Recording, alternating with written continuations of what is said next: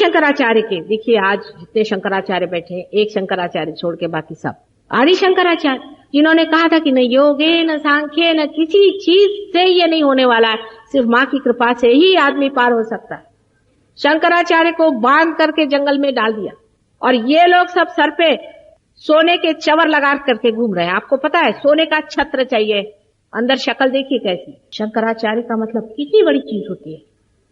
साक्षात दत्तात्रेय जी का अवतरण कहाँ और कहाँ ये आजकल के भाड़ोत्री। फिर उसका रिएक्शन आता है।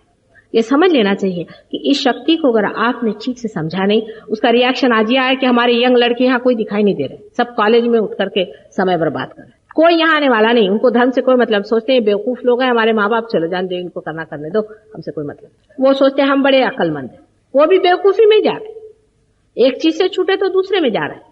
लेकिन आपको भी धर्म की स्थापना करनी है, जागृति तो होनी चाहिए, पार भी होना चाहिए, लेकिन अपने विचारों में थोड़ा सा बैलेंस आप लाइए, संतुलन लाना होगा और सोचना होगा कि कोई भी एक्सट्रीम विचार अगर हम लेकर चले हैं तो सहयोग में आपको फायदा नहीं होने वाला।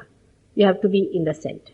कोई भी एक्सट्रीम आदमी हम सहयोग में लाभान्वित नहीं हो सकता। आप उससे बहुत ही निकट है और आपको आत्म साक्षात्कार नहीं चाहिए तो हम कुछ नहीं कर सकते। बहुत से लोग ऐसे भी हैं कि वो कहते हैं कि चाहे आत्म साक्षात्कार हो ना हो, हम तो भाई जनसंगी हैं और हम उसी से चिपक के रहेंगे, हम तो मारेंगे ही, हम मुसलमान मिलेगा, तो वो चिपके रहे।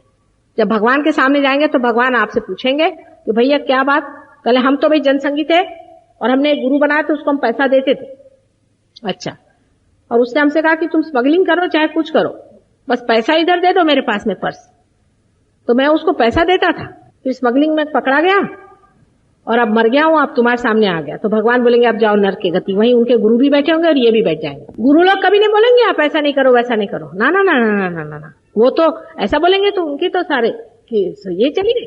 ये तो माँ ही बोल सकती है कि बेटे ये नहीं करने का, ये करना मना, गलत बात। वो क्यों बोलने चले?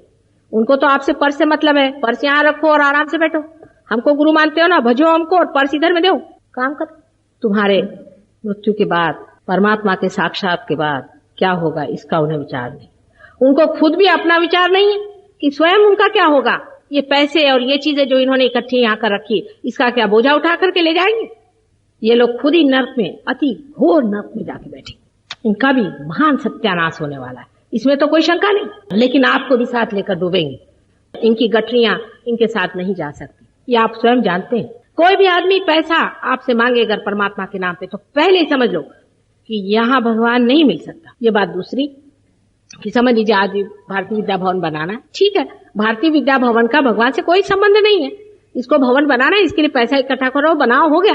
इसका भगवान से कोई संबंध नहीं हो सकता। कोई कहे कि भगवान के लिए दो, भगवान के लिए क्या दे सकते हैं आप? क्या है आपके पास? क्या दे सकते हैं?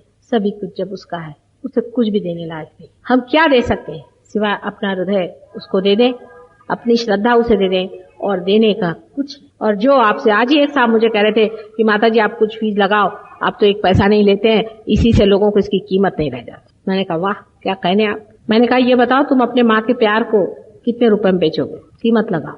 आज ऐसी बात कही सो कही, फिर कभी नहीं कही। ये सब चीज कोई सोच ही नहीं सकता, क्योंकि हर एक चीज हम पैसे के मामले में सोचते हैं। वो बालाजी के उसमें है, वो सर पे कुछ लगाते हैं, उसकी लगा रहे बोली, इसके चवर घुमाने के उसकी बोली लग रही, सब जो है शेयर मार्केट हो गया। तुम लोग अपने माँ के प्यार को भी बेचने निकले हो क्या? अपने धर्म की कल्पनाएं कितनी कितनी घृणित हो गई। जरा सोचो, जरा सोच। क्या हम लोग बिल्कुल प्यार नाम की चीज जानते ही नहीं? क्या हम लोगों की माए नहीं की? क्या हमने संसार में प्यार ही नहीं देखा है? क्या इतने हम लोग जड़ हो गए हैं कि इसे समझ नहीं सकते? ये सब विचार हमारे सामने हमारे गुरुओं ने रखे और हमें बताया, सिखाया, इतना सफर किया विचारों। उससे ऊपर जो चक्र है वो सारे ही गुरु हमारे अंदर स्थित है। वो सारे ही गुरु हमारे ही अंदर रहते हैं और हमारा मार्गदर्शन करते हैं। अगर हमने अपना रास्ता गलत कर दिया, माने सहयोग में, मैं ये किसी से नहीं कहती कि तुम भाई शराब मत पियो, सिगरेट मत पियो, किसी से नहीं कहती। जब आप पार हो जाते हैं आप खुद ही छोड़ देते हैं। 90% लोग खुद ही छोड़ देते हैं, कोई आदत ही नहीं रह जाती। कारण ये है कि जब आप अपना ही मजा उठाने लग जाते हैं तो आपको टाइम कहाँ कि कोई और चीज का मजा उठाए। आप बोर होना ही भूल जाते हैं।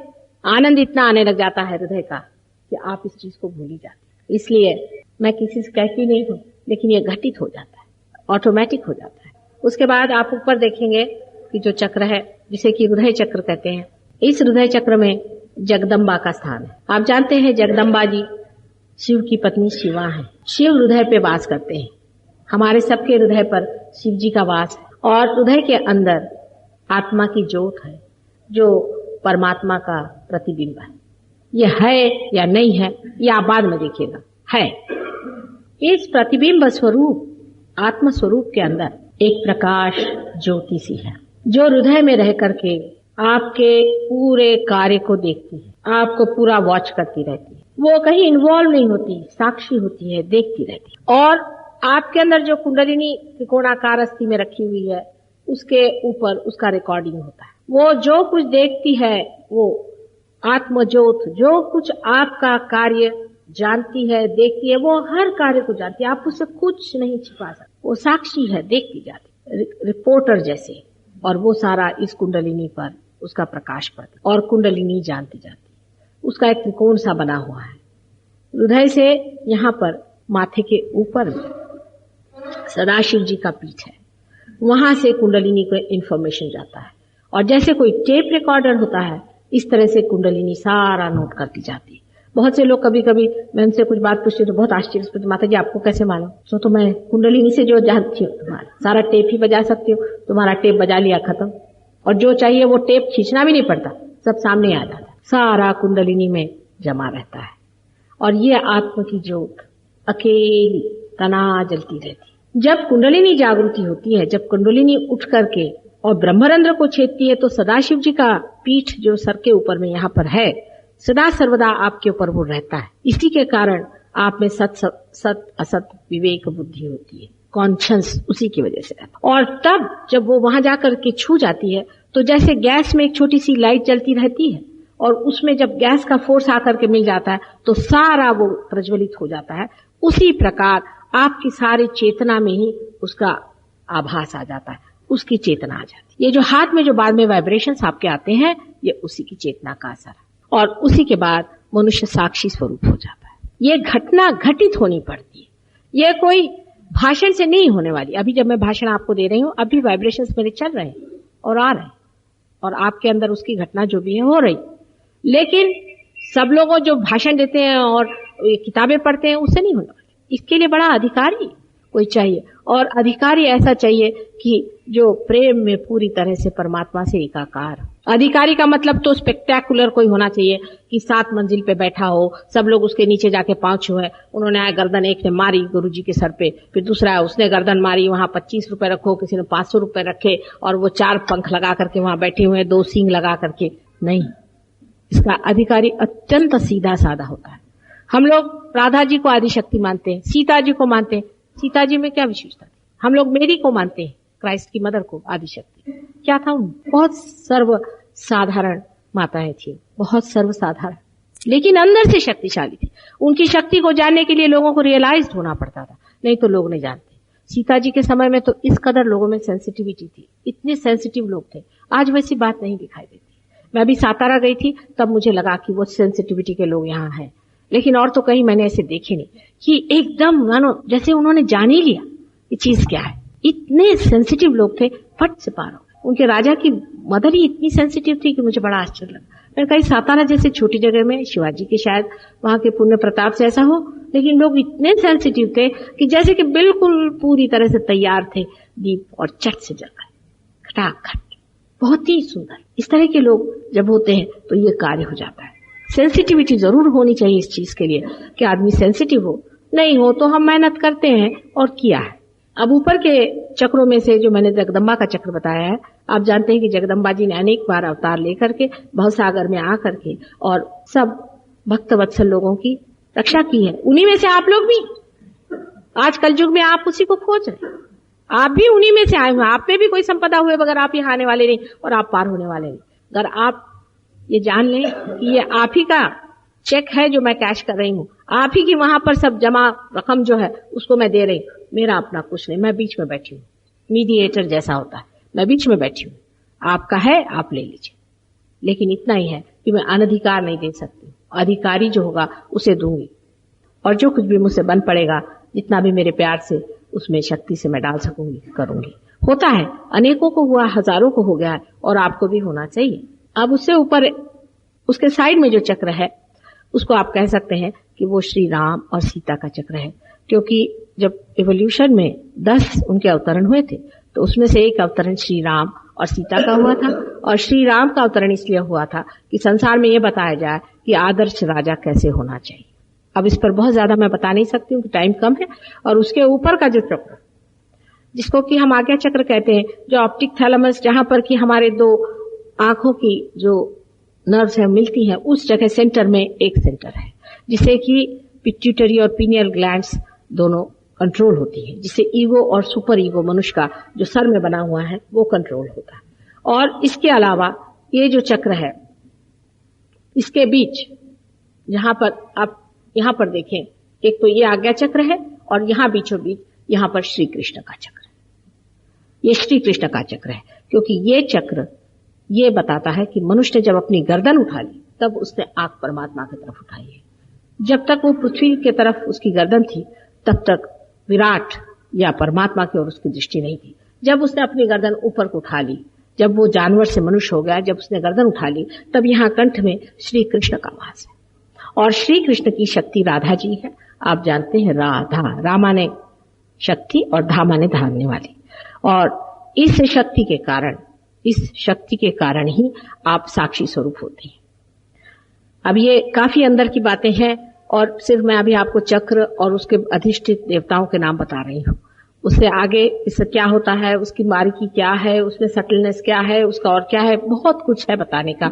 हमारे यहाँ कुछ ऐसे लोग हैं जो इसमें निष्णात हो गए। आप लोग भी प्रयत्न करें। करीबन आप अगर बार बार प्रोग्राम होते रहते हैं हमेशा भारतीय विद्या भवन में, आप लोग आए, जाने, समझे। किताब भी कुछ किसी ने लिखी हुई है, मैंने तो अभी तक कुछ लिखा नहीं, लेकिन सब लोगों ने कुछ कुछ लिखा हुआ है, उसे देखें। मेरे लेक्चर्स हैं, उनको सुने और समझें और अपने हाथ चलाएं, तब आपको पता होगा कि जो मैं कह रही हूं वो सही है या नहीं। अब जो ऊपर का जो आज्ञा चक्र है जिसे मैंने बताया था, उसमें महाविष्णु का अवतरण है, जिसको आप अगर देवी भागवत पढ़ें तो आपको पता होगा कि महाविष्णु एक बहुत बड़ी बालक की अवतार की स्थिति है और उसमें उन्होंने श्री गणेश को ही मुख्य तत्व माना है। श्री गणेश मुख्य तत्व मान करके उस अवतार को संसार में भेजा गया था, इनका नाम ईसा मसीह। ईसा मसीह दूसरे तीसरे कोई नहीं, श्री महाविष्णु का अवतरण है, इसके बारे में जिसको कि हम लोग बौद्धा कहते हैं, ये ईसा मसीह का अवतरण है। और उनकी जो मदर थी वो स्वयं राधा जी स्वयं। इसका प्रत्यक्ष ये है कि जीसस नाम जो उन्होंने दिया है ये जेसु नाम है, यशोदा से है। यशोदा का नाम कहीं भी नहीं आया, इसलिए उन्होंने इसका नाम जेसु दिया। और उनका नाम जो क्राइस्ट है वो दूसरा तीसरा कोई नहीं, कृष्ण से है, क्योंकि कृष्ण ही उनके पिता थे।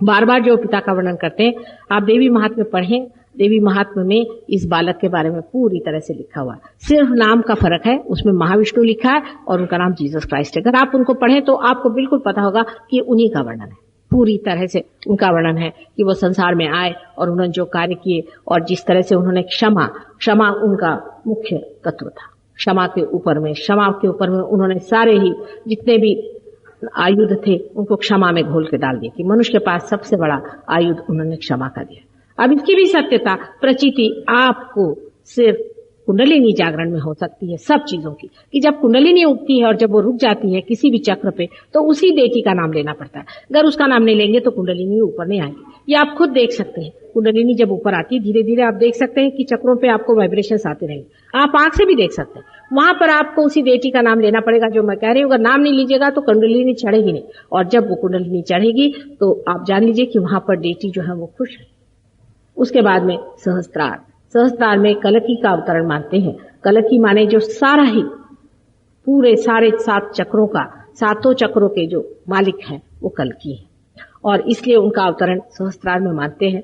और ये आदि शक्ति का सबसे अत्युच्च अवतरण है, क्योंकि इसी के कारण, आदि शक्ति के कारण ही यहाँ पर सहस्त्रार को खोला जा सकता है, नहीं तो कभी नहीं खोला जा सकता। साथ ही सारे देवता इस चक्र पे विराजमान होते हैं और ये सहस्त्रार का अवतरण है।